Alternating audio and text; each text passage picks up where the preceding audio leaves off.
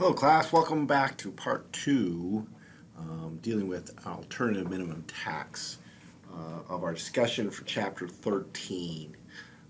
So we're going to get right in here. This alternative minimum tax is what is referred to as almost a parallel tax system, meaning that you first calculate your regular taxable income and then you calculate it under the AMT rules, and you pay the higher of the two. And the way that that works on the tax return is you complete the Form 6251 for the AMT, figure out, then subtract from what you come up with as your AMT, your alternative minimum tax. You subtract your regular tax, and then the difference gets moved over to the 1040 as an other tax and gets added back to the regular tax again. So it's a little bit convoluted, but it is this idea that some of the deductions are too much used by those with higher incomes, and therefore the AMT is designed to you might say snag those who are trying to use more deductions than they should, and therefore we'll eliminate some of them and then recalculate the tax and see if it under this parallel system their tax is higher, and if it's higher then we'll make them pay that higher amount. So we start with regular taxable income.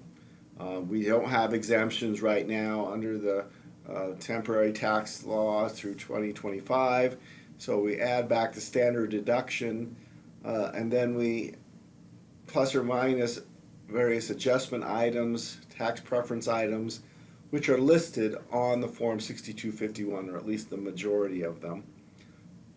Then we subtract out a single exemption amount, which could be adjusted based on income, but not until income is very high. And then the difference is you have only two rates of tax, all right, 26% or 28%.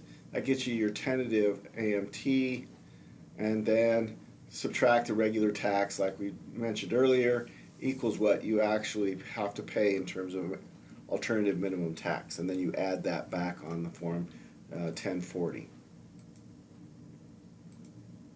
So adjustments. First of all, you have limits on itemized deductions. The real one here is taxes. So while you're limited to $10,000 on your Schedule A, as we talked about in Chapter 5, in terms of state and local taxes, you are limited to zero in recalculating under AMT. So you're going to have to add that back to your taxable income after you add back your if you use a standard deduction. But if you itemize, then you're going to add back the $10,000. If you didn't itemize, then this is a moot point. However, medical, mortgage, and charity miscellaneous deductions are all treated the same for regular. Miscellaneous mostly have gone away. There's only a couple left for either one. So we're only left with one adjustment, which actually makes the AMT a little easier to apply than it was in past years, prior to the 2017 Act. Probably the most common adjustment, especially for those who have business or rental properties or something like that, is depreciation adjustments. You recalculate depreciation using AMT rules. Now, you have different time frames. Anything bought after 1998, they use the same straight line, 27.5 or 39 years. Personal property, okay, a little different. If it was very old, most of these stuff has been changed. You're going to have been sold or got rid of, or is no longer being used. After 1998, it just changes 150% declining balance. And basically, you're just going to have a separate set of tables from what you learned in the um, chapter 6. Now, fortunately, for those in the AMT, things like bonus and Section 179 still apply uh, to the AMT. And so these items are only, this is regular depreciation after you've considered the bonus and the Section 179.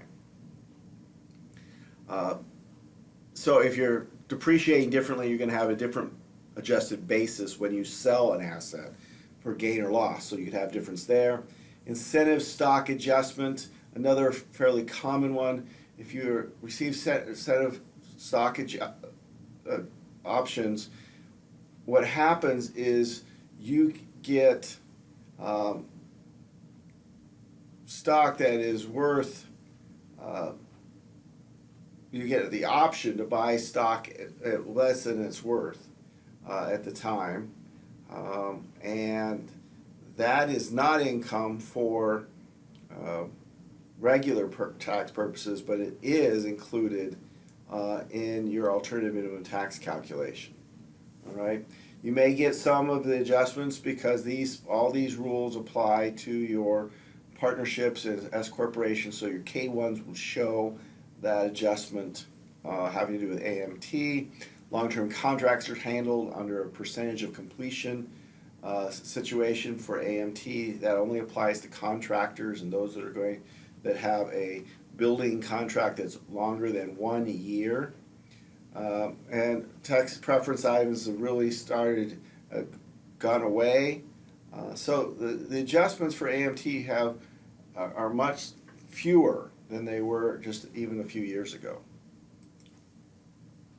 The exemption, I guess, adjusts every year for inflation.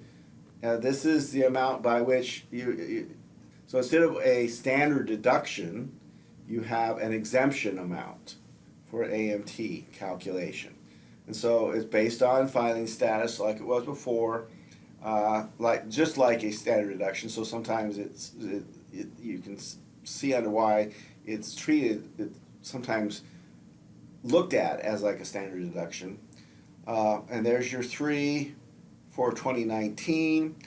Those are reduced if your AMTI, so after you've done all your adjustments that we already talked about, and your income is over 510, you're single, $1 million if you're married filing jointly, or half of that for married filing separately, then you start reducing these numbers by 25% of the amount you're over. So another phase out, if you will, by 25%. But these were raised substantially in the new tax law, 2017, such that these are not going to go away until you have a significant amount more income than it used to be. And so you have to have very high income, very fine joint, over $1 million before you start losing your exemption amount. At some point, these exemptions would be zero, and you would just multiply by either 26% or 28%. You have two tax brackets instead of the number that you would have for regular tax. So this really ends up hitting people in the kind of upper range, but not the very wealthy, because the very wealthy are into their income is taxed at a 34% rate. The highest rate for AMT is 28. So even if you start taking away some of the deductions, it still takes a lot of deductions or adjustments to actually trigger enough difference for the higher tax rates to not overwhelm. And so the regular tax for the very wealthy, the regular tax is going to be higher than the AMT. So this really snares people in the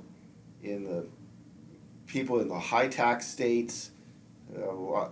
the taxes on the, that they're itemized, and who have a lot of depreciation adjustments in business, and that's where they may have to pay additional AMT.